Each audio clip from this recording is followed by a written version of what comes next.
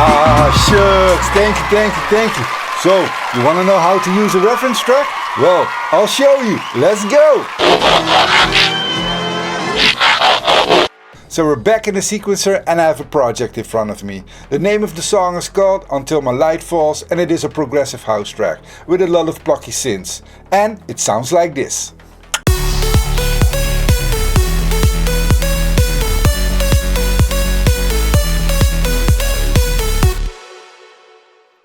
The reason why I'm using this track is because I released it a while ago and I wasn't too happy with the mix. So this gives me the opportunity to tinker with the mix again.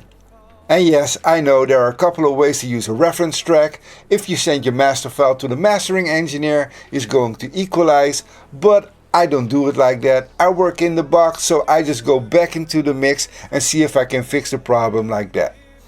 So let's compare it to other tracks I downloaded to reference. The first song I'm going to reference it with is a progressive house song from Nicky Romero. I cannot play the whole song because I don't want a copyright strike. Let's go! The next song I'm going to reference it with is another Nicky Romero song.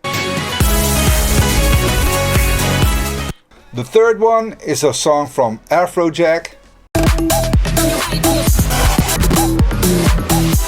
The fourth song is a song from Wild Styles. And the fifth song is a song from Armin van Buuren. So I already leveled all the reference tracks to about the same level, minus 7.2 decibels LUFS. And the thing I hear is that they all sound different. And that's a good thing, because there is no official way how a track should sound. So let's listen to my song again to see what reference track comes closest.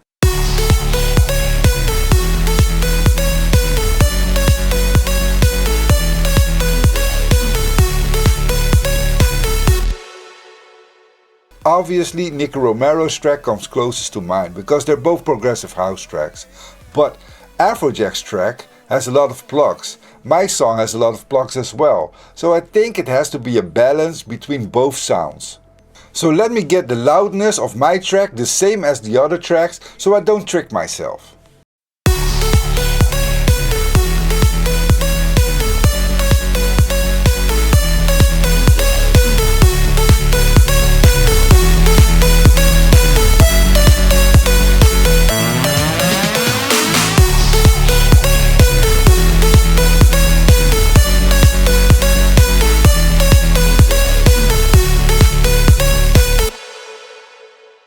So now my track is also at minus 7.2-ish LUFS.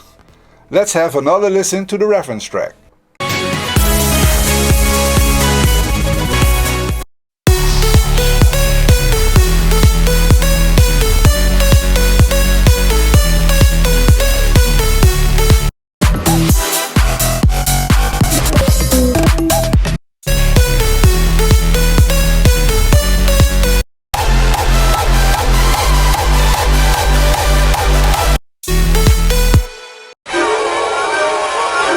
So now that all the levels are about the same, it's easier for me to hear what the problem is. And what I hear is that the problem is in the leads. I think the leads are too loud, or maybe one of the leads is too loud. So let's address that.